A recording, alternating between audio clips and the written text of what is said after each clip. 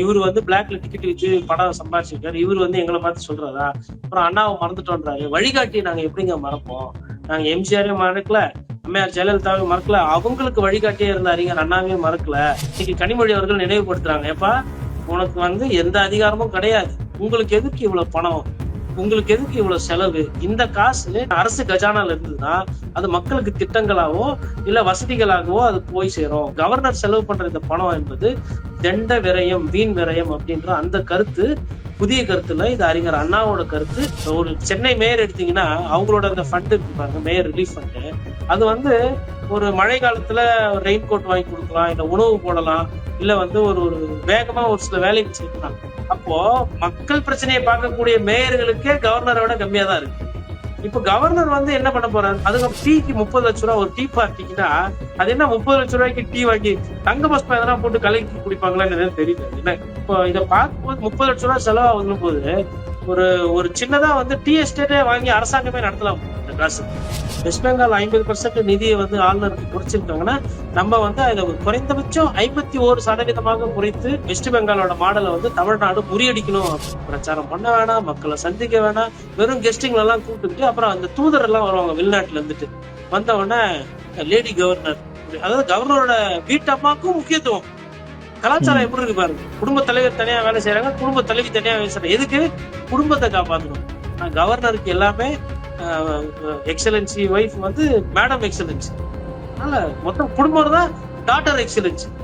அவங்களுக்கு ஒரு மருமகன் தான் எக்ஸலன்சியோட மருமகன், எல்லாமே ஃப்ரீ. ஒப்பீனியன் தமிழ் பார்வையாளர் அனைவருக்கும் வணக்கம். இன்றைய நேர்காணலில் நம்மோடு இணைந்திருப்பவர் மூத்த பத்திரிகையாளர் திரு கோட்டீஸ்வரன் அவர்கள். சார் வணக்கம். வணக்கம், நேயர்களுக்கு அன்பு வணக்கம். சார், திமுக உடைய மகளிர் அணி சார்பாக டெல்டாவுல வெல்லும் தமிழ் பெண்கள் மாநாடு கனிமொழி அவர்கள் தலைமையில் நடந்தது. முதலமைச்சர் ஸ்டாலின் அவர்களும் கலந்து கொண்டார். அதுல கனிமொழி அவர்கள் பேசின வார்த்தை என்பது ஒரு மிக முக்கியமான வார்த்தையாக பார்க்கப்படுது. நாடு முழுவதும் ஆளுநர்களுக்கு 700 கோடி ரூபாய் ஆண்டுக்கு நம்ம செலவு பண்றோம், அந்த தொகை இருந்தா பல குழந்தைகளை படிக்க வைக்க முடியும், ஆளுநர் பதவியே வேணாம் அப்படின்ற ஒரு தீர்மானத்தை கொண்டு வரணும், தேசிய கீதம் பாட மாட்டாங்க முன்பே அப்படின்றது தெரிஞ்சும் அவங்க வந்து படிக்காம போறாங்கன்னா அவங்களுடைய ஆணவ போக்கை தான் அது காட்டுது அப்படின்னு சொல்லிட்டு ஆளுநர்கள் பண்ணக்கூடிய அந்த செலவு குறித்து பேசியிருக்கிறாங்க. இது குறித்து நம்ம ஏற்கனவே பேசியிருக்கோம், ஆளுநர்களுடைய செலவு குறித்து. இப்ப கூட ஆளுநருடைய டீ பார்ட்டி நடந்திருக்கிறது. ஆண்டுக்கு ஒவ்வொரு வருடமும் டீ பார்ட்டி அப்படின்ற பேர்ல 30 லட்சம் ரூபாய் கிட்ட அவர் பில் போடுகிறார் அப்படின்ற தகவலும் இருக்கு. எப்படி பார்க்கறீங்க? அதாவது விஜய் அவர்கள் 2 நாட்களுக்கு முன்னாடி அண்ணாவை மறந்துட்டோம்னு சொல்லி பேசியிருப்பாரு. யாரெல்லாம் மறந்துட்டதுன்னா, அண்ணா உருவாக்கிய திமுகவும் மறந்துச்சு, அண்ணா பெயரால் உருவான அண்ணா திமுகவும் மறந்துச்சுன்னு சொல்லி பேசியிருப்பாரு. யாரும் மறக்கல அப்படின்றதுக்கு 2 சான்று. முதல்ல டிடிவி தினகரன் கிட்ட போய் கேட்கறாங்க, என்னங்க இது மாதிரி உங்களை வந்து ஊழல் கட்சி சொன்னப்பா, நாங்க எப்படிங்க, இவர் வந்து பிளாக்ல டிக்கெட் வச்சு படம் சம்பாதிச்சிருக்காரு, இவர் வந்து எங்களை பார்த்து சொல்றாரா? அப்புறம் அண்ணாவை மறந்துட்டோன்றாரு. வழிகாட்டி நாங்க எப்படிங்க மறப்போம்? நாங்க எம்ஜிஆரையும் மறக்கல, அம்மையார் ஜெயலலிதாவையும் மறக்கல, அவங்களுக்கு வழிகாட்டியே இருந்த அறிஞர் அண்ணாவையும் மறக்கல. அதனால இவர் இந்த மாதிரி பேச்செல்லாம் பேசாம தயவு செய்து வெளியில வரணும் அப்படின்னு அவர் ஒரு பதிவு போட்டிருப்பாரு. அதுக்கப்புறம் இப்போ நாடாளுமன்ற உறுப்பினர் கனிமொழி அவர்களோட அந்த கருத்து, இதே நான் அண்ணாவோட ஒப்பிடுறேன்னா, அண்ணா வந்து கவர்னருக்கு எதிரான மனநிலை கொண்டவர். அண்ணாவை இங்க யாரும் மறக்கல. இன்னைக்கு கனிமொழி அவர்கள் நினைவுபடுத்துறாங்க, ஏப்பா உனக்கு வந்து எந்த அதிகாரமும் கிடையாது, உங்களுக்கு எதுக்கு இவ்வளவு பணம், உங்களுக்கு எதுக்கு இவ்வளவு செலவு, இந்த காசு மக்கள் கிட்ட போச்சு, அரசு கிட்ட இருக்குன்னா, அரசு கஜானால இருந்ததுன்னா அது மக்களுக்கு திட்டங்களாவோ இல்ல வசதிகளாகவோ அது போய் சேரும். குழந்தைகளை கூட குறைந்தபட்சம் படிக்க வைக்கலாம், ஏழ்மையை போக்கலாம் அப்படின்ற அந்த ஒரு கருத்தை வந்து வெளிப்படுத்தியிருக்காங்க. இப்ப கவர்னர் செலவு பண்ற இந்த பணம் என்பது தெண்ட விரயம், வீண் விரயம் அப்படின்ற அந்த கருத்து புதிய கருத்துல இது அறிஞர் அண்ணாவோட கருத்து. அந்த கருத்தை வந்து இன்னைக்கு கனிமொழி அவர்கள் தூக்கி பிடித்துக் கொண்டிருக்கிறார். உண்மையே அது வரவேற்கத்தக்க விஷயம். ஏன் அப்படின்னா 5 கோடி ரூபான்றது ஒரு 5 பேருக்கு நீங்க பிரிச்சு கொடுத்தீங்கன்னு வச்சுக்கோங்களேன், ஒரு கோடியா, அவங்க அந்த நொடி செல்வந்தர்கள் ஆகிவிட்டு வாழ்க்கையில் மற்ற கஷ்டங்கள் எதுவுமே இல்லாம ஓரளவுக்கு இல்ல நல்லாவே சந்தோஷமா வாழலாம். உடம்புல விவாதைகள் இருந்தால் ஒண்டிதான் சிக்கல், அதுக்கு பிறகு மற்றபடி எந்த பிரச்சனையும் இருக்காது. அப்போ ஒரு 5 கோடி பணத்தினுடைய முக்கியத்துவம் என்ன, அந்த பொருளாதாரத்தோட முக்கியத்துவம் என்ன, ஒண்ணு. இரண்டாவது, ஆளுநர் அவர்களுக்கு வேற எந்த செலவும் கிடையாது. அவருக்கு ஓடுற காரு அரசாங்கத்தோட செலவு, அவர் இருக்கிற பங்களாக்கு கரண்ட் பில்லு, தண்ணி பில்லு எல்லாம் அரசாங்கத்தோட செலவு. அவர் தங்கி இருக்கிற விடுதி இருக்கு பாருங்க, ராஜ்பவன் பெருசு, அங்க மான் இருக்கும், மயில் இருக்கும், இயற்கை கொஞ்சம் எல்லாம் இருக்கு போக அது இல்லாம அவருக்கு வந்து இந்த டிஸ்கிரிஷனரி ஃபண்டுன்னு கொடுத்துருக்காங்க. பிடிஆர் பழனிவேல் தியாகராஜன் ஒரு நல்ல காரியம் செஞ்சாரு. அதை 2 கோடி ரூபாய்க்கு வந்து குறைத்தாற் போல நீங்க கூட ஏதோ நம்ம பேசும்போது சொல்லியிருந்தீங்க. மேயருக்கே நிறைய நேரத்துல வந்து 50 லட்சம் 1 கோடி தான் ஏத்துவாங்க. ஒரு சென்னை மேயர் எடுத்தீங்கன்னா அவங்களோட அந்த ஃபண்ட் இருக்கு பாருங்க, மேயர் ரிலீஃப் ஃபண்டு. அது வந்து ஒரு மழை காலத்துல ரெயின் கோட் வாங்கி கொடுக்கலாம், இல்ல உணவு போடலாம், இல்ல வந்து ஒரு ஒரு வேகமா ஒரு சில வேலைகள் செய்யலாம். அப்போ மக்கள் பிரச்சனையை பார்க்கக்கூடிய மேயர்களுக்கே கவர்னரை விட கம்மியா தான் இருக்கு. இப்ப கவர்னர் வந்து என்ன பண்ண போறாரு? அதுக்கப்புறம் பாஸ்டன் டீ பார்ட்டி நம்ம பாடத்துல படிச்சிருப்போம். அதுல வந்து லட்சக்கணக்கான டன்னு கணக்கான டீயை கூட்டி ஈஸ்ட் இந்தியா கம்பெனிக்கு இழப்பு ஏற்பட்டாங்க. கிட்டத்தட்ட இவரும் பாஸ்டன் டீ பார்ட்டி தான் நடத்தினுக்கிறாரு. ஒரு டீக்கு 30 லட்சம் ரூபாய், ஒரு டீ பார்ட்டிக்குன்னா அது என்ன 30 லட்சம் ரூபாய்க்கு டீ வாங்கி தங்க பஸ்பம் எதனா போட்டு கலக்கி குடிப்பாங்களான்னு தெரியல. என்ன அவங்க 30 லட்சம் ரூபாய்க்கு வந்து நீங்க வந்து ஒரு வருஷத்துக்கு 2 வாட்டி டீ பார்ட்டி கொடுப்பாருன்னு நினைக்கிறாங்க. ஒரு வாட்டி வந்து நம்ம இந்த குடியரசு தினம், இன்னொன்னு இண்டிபெண்டன்ஸ் டேக்குமே ஏதோ அழைப்பு ஒண்ணு இருக்கும். அட்லீஸ்ட் ஒரு 2 வாரம் வந்து அந்த தர்பார் ஹால் அப்படி எல்லாம் அந்த லான் ஒண்ணு இருக்கும். நான் கூட போய் கலந்துருக்கிறேன் அந்த நிகழ்ச்சிகள் எல்லாம். அது வந்து கூப்பிட்டு விவிஐபிஸ், அப்புறம் சட்டமன்ற உறுப்பினர்கள், நாடாளுமன்ற உறுப்பினர்கள், ஒரு சில கவர்னரோட இன்வைட்ஸ், ஒரு சில மூத்த பத்திரிகையாளர்கள், அது மாதிரி எல்லாம் கூப்பிட்டு பேசுவாங்க. இப்போ இதை பார்க்கும்போது 30 லட்சம் ரூபாய் செலவாகுதுன்னு போது ஒரு ஒரு சின்னதா வந்து டீ எஸ்டேட்டே வாங்கி அரசாங்கமே நடத்தலாம் போகுது அந்த காசுக்கு. எவ்வளவு பணம் இது விரையும். டீ செலவு கவர்னர் அவர்கள் குறைஞ்சிக்கணும்ன்றது தாயுள்ளத்தோட கேட்கணும். இன்னொன்னு, கவர்னர் குடிக்கிற டீக்கு ஜிஎஸ்டி கிடையாது உள்ள. அவர் எல்லாமே வந்து ஃப்ரீ தான். அப்போ ஜிஎஸ்டி எல்லாம் போட்டு சொல்லக்கூடிய ஜிஎஸ்டி எல்லாம் போட்டா அதோட செலவு இன்னும் கூடும் போலது. ஏன்னா லான் செலவு ஃப்ரீ, உள்ள வர்றதுக்கு கார் பார்க்கிங் இருக்கு, பார்க்கிங்கும் ஜிஎஸ்டி. இப்பெல்லாம் பார்க்கிங்க்கு இடம் இருக்கு. கரண்ட் வந்து கமர்ஷியல் கரண்ட் கிடையாது அவருக்கு வர்றது. இப்ப இதே நீங்க ஒரு விழா எடுத்து நீங்க பண்ணுவீங்கன்னா அங்க வந்து கமர்ஷியல் கரண்ட் போகும். கரண்ட்டுக்கே ஒரு கல்யாணத்துக்கு வந்து நீங்க 50,000 70,000 வாங்குறாங்க கரண்ட் சார்ஜ், எலக்ட்ரிக்கல் சார்ஜ் சொல்லிட்டு. அப்புறம் அலங்காரம்லாம் வந்துட்டு செலவாகும். ஓகே, அது ரைட்டு செலவு. அப்போ இவ்வளவு செலவு மிச்சம் பண்ணியே 30 லட்சம் ரூபா ஆகுதுன்னா அப்ப அதனுடைய எக்ஸாக்ட் செலவு எவ்வளவு இருக்கும்? எதற்கு இந்த ஆடம்பரம்? நீங்க கொடுக்குற டீக்கு அவங்க எல்லாரும் கார் அவ்வளவு நேரம் கொண்டு வந்து, அதை விட இந்த மரபு தேவையா அப்படின்ற அந்த சந்தேகமா வருது. கனிமொழி அவர்கள் லைட்டா அண்ணா சொன்னத பேசிட்டு போயிட்டாங்க. அதுல இருந்து இன்னும் கூர்ந்து அண்ணா வழியில யோசிக்கும் போது, நம்ம டீ பார்ட்டியே தேவையா? இது என்ன மரபு இது? முதலமைச்சர் கூப்பிட்டு கொடுக்குறாருன்னா, ஒரு திட்டங்கள் கொடுக்குறாருன்னா முதலமைச்சர் என்ன பண்ண போறாரு? அவார்டு கொடுப்பாரு 4 பேருக்கு. அவன் வந்து ஒரு இலக்கியவாதியா இருப்பாங்க, இல்ல ஒரு ஒரு போட்டியில கேரம் போர்டுல ஏதோ சாதிச்சிருப்பாரு. குடியரசு தினத்தை இப்படி கொண்டாடுறாங்க. அதே மாதிரி சுதந்திர தினத்தையும் இதே மாதிரிதான் மக்கள் நாட்டுக்காக ஏதோ செய்தவர்களை கூப்பிட்டு, இல்ல தியாகிகளை கூப்பிட்டு, மொழிப்போர் தியாகிகளோ இல்ல இனப்போர் தியாகிகளோ இல்ல அரசு துறையில இருந்து லஞ்ச லாவணியம் பெறாம நேர்மையா இருந்தா அவங்களுக்கு விருது மாதிரி போகுது.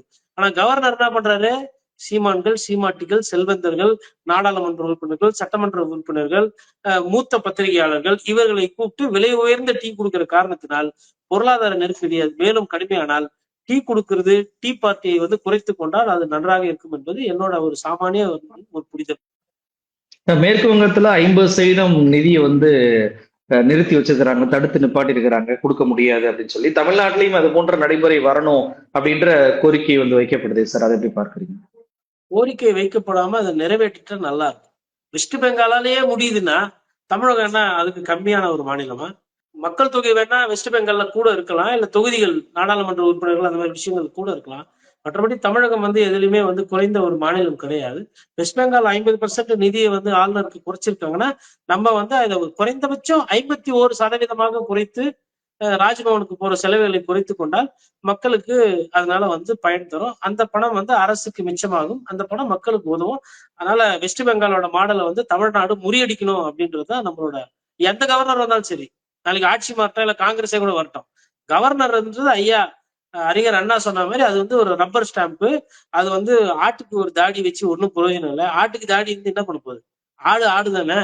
அதனால வந்து அதுக்கு எதுவும் தேவையில்லை. அது அலங்கார போஸ்ட். அந்த அலங்கார போஸ்ட்டுக்கு இவ்வளவு முக்கியத்துவம், எக்ஸலன்சி, அப்புறம் அவருக்குன்னு ஒரு பங்களா, அவருக்குன்னு ஒரு விடுதி, அப்புறம் அவர் ஊட்டியில போய் தங்கினா அதுக்கு ஒரு பங்களா, இது இல்லாம பெசன் நகர்ல வேற ஒரு குட்டி ஒரு வீடு மாதிரி ஒண்ணு இருந்தது. எவ்வளவு செலவு பாருங்க. அவவே வந்து ஒத்த வீடு வாடகை கொடுக்கவே முடியல. ஆனா இவரு கையெழுத்தே போட மாட்டாரு. இவருக்கு போற இடம் எல்லாம் செலவு. இது இல்லாம எந்தெந்த மாவட்டத்துல எல்லாம் போறாங்களோ அங்க இன்ஸ்பெக்ஷன் பங்களா என்று சொல்லுவாங்கல்ல, கலெக்டர்ஸ் பங்களா சொல்லுவாங்க, அங்கெல்லாம் வேற தங்குற வசதிகள் வந்து பண்ணி கொடுப்பாங்க. அதனால எந்த செலவுமே இல்லை. காலையில எத்தனை மணிக்கு ஏஞ்சிக்கணும், எங்க கையெழுத்து போடணும், தனக்கு மேல ஒருத்தருக்கு பதில் சொல்லணும், எதுவுமே கிடையாது. சூப்பரான ஜாலியான ஒரு பதவி ஒட்டுமொத்த இந்தியால இருக்கு. சுகவாசியா வாழணும் அப்படின்னா கவர்னர் பதவி தாங்க சிறப்பான பதவி. அந்த பதவியோட பெருமை பேசணும்னா பேசினே போலாம். எந்த கஷ்டமும் கிடையாது. இப்படி திரும்பினா 4 பேரு, இப்படி திரும்பினா 4 பேரு, ரோட்ல போகும்போது கான்வாய், பிரச்சாரம் பண்ண வேணாம், மக்களை சந்திக்க வேணாம், வெறும் கெஸ்டிங்களை எல்லாம் கூப்பிட்டுக்கிட்டு அப்புறம் அந்த தூதர் எல்லாம் வருவாங்க வெளிநாட்டுல இருந்துட்டு. வந்த உடனே லேடி கவர்னர், அதாவது கவர்னரோட வீட்டு அம்மாவுக்கும் முக்கியத்துவம். கலாச்சாரம் எப்படி இருக்கு பாருங்க. நிறைய பேர் பாத்தீங்கன்னா 2 பேர் வேலை செய்யறாங்க. யதார்த்தமா பார்த்தா குடும்ப தலைவர் தனியா வேலை செய்யறாங்க, குடும்ப தலைவி தனியா வேலை செய்யறாங்க. எதுக்கு? குடும்பத்தை காப்பாற்றணும். ஆனா கவர்னருக்கு எல்லாமே எக்ஸலன்சி ஒய்ஃப் வந்து மேடம் எக்ஸலன்சி. அதனால மொத்தம் குடும்பம் தான் டாக்டர் எக்ஸலன்சி. அவங்களுக்கு ஒரு மருமகன் இருந்தா எக்ஸலன்சியோட மருமகன். எல்லாமே ஃப்ரீ. நல்லா இருக்குல்ல. இது மாதிரிலாம் வாய்ப்பு வந்து அது கிடைக்கிறவங்களுக்கு தான் கிடைக்கும். இப்போ யாசரும் நம்மளோ இல்ல பாக்குற பொதுமக்கள் வந்து பார்த்து நல்லா அவங்க கூட ஒரு நாள் கண்ணை மூடிக்கிட்டு கவர்னரா அவங்கள ஒரு நாள் யோசிச்சு பார்த்தாங்கன்னா நல்லா இருக்கும். அன்றைய நாள் இனிதாக போகும். இறுதி ஒரே ஒரு கேள்வி. 2024 ஒரு சட்ட மசோதாவை இங்க சட்டமன்றத்துல அனுப்பியிருக்கிறாங்க அமைச்சர் பெரிய கருப்பன் அவர்கள், கூட்டுறவுத்துறை சம்பந்தமானது. அதை வந்து திருப்பி அனுப்பியிருக்கிறார் ஆளுநர் ரவி கையெழுத்து போடாம. மீண்டும் அதை நிறைவேற்றிருக்கிறாங்க. அதுவே சட்டமன்றத்துல மிகப்பெரிய பிரச்சனையா விவாதமாக பேசப்பட்டிருக்கக்கூடிய சூழ்நிலையில உச்சநீதிமன்றம் ஏற்கனவே ஒரு டீ காஃபி குடிச்சிட்டு உங்களுக்குள்ள பிரச்சனையை சால்வ் பண்ணிக்கலாமே அப்படின்னு சொல்லியிருந்தாங்க. ஜெயக்குமார் அவர்கள் கூட என்ன சொன்னாருன்னா, மக்கள் காசுல தானங்க டீ பார்ட்டி வைக்கிறாங்க, அதுல வந்து கலந்துக்கிறதுல என்ன பிரச்சனை அப்படின்னு சொல்லி கேட்டிருக்கிறார். எதற்காகனா ஆளுநர் பார்ட்டியை ஒட்டுமொத்தமாக திமுக ஆளுங்கட்சி தரப்பு வந்து புறக்கணிச்சதுனால இது நடந்திருக்கிறது ஒண்ணு. இன்னொன்னு, ஆளுநர் மாளிகையில கூட்டணி பேச்சுவார்த்தை நடந்திருக்கிறது அப்படின்றது மிகப்பெரிய ஒரு விஷயமா மாறி இருக்கு. ஆளுநர் மாளிகை என்பது இப்ப மக்கள் பவன் சொல்லிலாம் மாத்தினாங்க. இருந்தாலும் கூட அதற்குன்னு ஒரு ரெஸ்பெக்ட் இருக்கு. அங்கே வந்து டீ பார்ட்டியில வந்துட்டு தேமுதிகவுடைய சுதீஷை தனியாக அழைத்து சென்று நயினார் நாகேந்திரன் கூட்டணி பேச்சுவார்த்தை நடத்திருக்கிறார். இது ஆளுநர் மாளிகையில எப்படி நடத்தப்படலாம் அப்படின்ற ஒரு கேள்வியும் மக்கள் எழுப்புறாங்க. கண்டிப்பா. அதாவதுங்க, ராஜ்பவனை வந்து அவர்களுக்கு வசதியாக யூஸ் பண்ணிருக்கிறாங்க, அவ்வளவுதான். அது வந்து ஒரு பெரிய தவறு கிடையாது. ஆனா நான் என்ன சொல்றேன்னா, இதுல வந்துட்டு அரசியல் எல்லா இடத்துலயும் பேசுவாங்க. நீங்க 2 அரசியல்வாதிகளை லிப்டுக்குள்ள விட்டீங்கன்னு வச்சுக்கோங்களேன், செக்ரட்டரியேட்ல யாரோ ஒரு அதிகாரியை பாக்குற மாதிரி இதெல்லாம் நடந்திருக்கு கடந்த காலத்துல. லிப்டுக்குள்ள அந்த விவிஐபி லிப்ட் ஒண்ணு இருக்குங்க. அதுல வந்து பாத்தீங்கன்னா சட்டமன்ற உறுப்பினர்களுக்கு அமைச்சர்கள் வண்டி போலாம். அந்த லிப்ட்ல பாத்தீங்கன்னா சம்டைம்ஸ் 2 அரசியல்வாதிகள் ஒரே நேரத்துல உள்ள போவாங்க. இந்த லிப்ட் மேன் இருக்காருல்ல, அவர் வெளியில ஏச்சு வந்துருவாரு. அவங்களே லிப்ட் அமைக்கிட்டு லிப்ட் நிறைய நேரத்துல வரவே வராது. இங்க இருந்து 8ஆம் மாடி போவோம், 10வது மாடியில கான்ஃபரன்ஸ் ஆகும், அதுல போவோம், திருப்பி அங்கிருந்து மறுபடியும் நான் ஸ்டாப்பா கீழே வரும். திருப்பி இந்த மாதிரி 3-4 வாட்டி எல்லாம் லிப்ட் போயிட்டு வந்த வரலாறு எல்லாம் இருக்கு. நானுமே அதை பார்த்திருக்கேன். அப்புறம் பார்த்தா திடீர்னு எதிர்கட்சியை சார்ந்த ஒரு உறுப்பினரும் ஆளுங்கட்சியை சார்ந்த ஒரு உறுப்பினரும் இவரு ரைட் சைடு போவார், இவர் லெப்ட் சைடு போவார். அதாவது எதுக்கு சொல்ல வரனா, ஒரு 10க்கு 10 லிப்ட் கிடைச்சாலுமே அரசியல் பேசுறவங்க அரசியல்வாதிகள். ஏன்னா யாரும் பார்க்க கூடாது, அவங்க பேச நினைச்சா கருத்தை பேசுறாங்க. அப்படி ஒரு லிப்ட்லயே அரசியல் பேசுறவங்களுக்கு உங்களுக்கு ஒரு ஒரு ரம்மியமான ஒரு இடம், விலை உயர்ந்த ஒரு டீ, ஆளுநரோட பங்களால எல்லாருமே வந்து இருக்கும் பொழுது அங்க அரசியல் பேசினதுன்றது யதார்த்தம். இது வந்து ஒரு ஒரு பெரிய ஒரு ஒரு விமர்சனத்துக்கு உண்டாயிருக்கு, தவிர்த்து அதை தாண்டி அதுல ஒண்ணும் இல்லை. ஐயா ஜெயக்குமார் அவர்கள் சொல்ற அந்த கருத்து இருக்கு இல்லைங்களா, மக்கள் பணத்துலதான் டீ குடுக்குறாங்க அப்படின்னீங்க. சரிங்க, நீங்க டீ எல்லாம் போய் குடிக்கிறீங்க, ரைட்டு. எங்களுக்கு எல்லாம் இந்த மாதிரி டீ பார்ட்டி எல்லாம் உங்க ஆட்சியில மேபி வந்தா, இல்ல இப்ப இருக்கிற திமுக ஆட்சியில கூட சாமானியங்களுக்கும் இந்த மாதிரி உயர்ந்த ரக டீ வந்து வழங்குமாறு வேண்டிக் கொள்கிறோம். ஏன்னா வந்து இது என்னன்னே தெரியாது நிறைய பேருக்கு. பாட புஸ்தகத்துல பாஸ்டன் டீ பார்ட்டி படிச்சதோடு சரி. அதனால ஒரு கூட்டணியில இருக்கிறாரு, அதனால வேற வழி கிடையாது. அதை அவர் தவிர்த்திருக்கலாம். அதை நியாயப்படுத்தி பேசுறாரு. செலவு குறைக்கணும்ன்றது அவர்கள் கனிமொழியோட கருத்து தான். இது நிதர்சனமான ஒரு நல்ல கருத்து, மக்கள் சார்ந்த கருத்து. அரசியல் வந்து ராஜ்பவன்ல பேசப்படுதுன்னா இது புதுசா கிடையாதுங்க. ராஜ்பவன்ல இந்த வேலைகள் நிறைய நேரத்துல நிறைய காலத்துல நடந்திருக்கு. காங்கிரஸ் ஆட்சி காலத்திலயுமே இந்த மாதிரி நிறைய நடந்திருக்கு. இது தொடர்ந்து நடக்கும். கவர்னர் வந்து பாக்குறோம். ஆனா அடிப்படையில அவர்களுக்குள்ள ஒரு அரசியல் தன்மை இருக்கதான் செய்யுது. இது ஒரு வாய்ப்பா பயன்படுத்தி அந்த இடைஞ்சல் போக்கை வந்து போக்கிடலாம். உச்ச நீதிமன்றமே டீ பார்ட்டி டீ மாதிரி வச்சு 2 பேரும் பேசுங்க சமாதானமாகன்னு சொன்னாங்க. அதை முதலமைச்சர் பயன்படுத்தி ஆளுநரை சந்திச்சு மனக்கசப்புகளை போக்கியிருக்கலாம்ல அப்படின்ற மாதிரி எல்லாம் பார்வையில் வைக்கிறாங்க. இல்லைங்க, அப்படி ஒரு சூழ்நிலை இருக்குமானால் கண்டிப்பா தமிழக முதல்வர் ஸ்டாலின் அவர்கள் அதை செஞ்சிருப்பார். ஸ்டாலின் அவர்களை பொறுத்தவரையிலும் காரியம் பெருசா வீரியம் பெருசானா காரியம் தான் பெருசு. அது வந்து ஏன்னா வந்து எனக்கு வந்து வேலை முடியணும், நான் பெருசா நீ பெருசா அப்படின்ற அந்த பாங்கை வந்து அவர் எடுக்கிற ஒரு தலைவர் மாதிரி நான் பார்க்கவில்லை.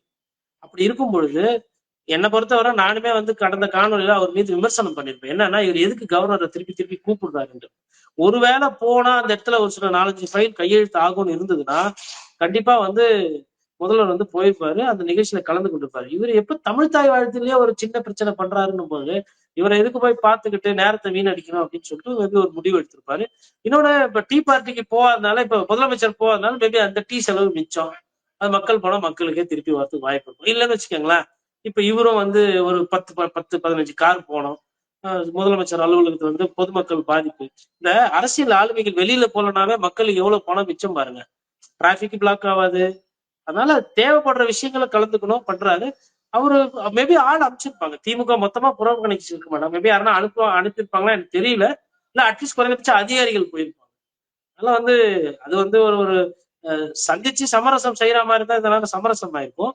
இதற்கு தீர்வு என்பது கிட்டத்தட்ட 5 வருடங்கள் மேல ஆகி போயிடுது. மேபி எவ்வளவு நாள் தான் ஒருத்தர் கவர்னராவே இங்கே இருப்பாரு. என்னைக்காச்சும் ஒரு நாள் மாத்துவாங்க இல்லையா? அப்போ வரப்போற கவர்னர் நல்ல கவர்னரா தமிழகத்துக்கு வரணும்னு சொல்லிட்டு நம்ம இயற்கையை தான் வேண்டிக்கிறோம். நிகழ்ச்சியில் கலந்து கொண்டு பல்வேறு தொழில் வந்து பேருங்க ரொம்ப நன்றி சார்.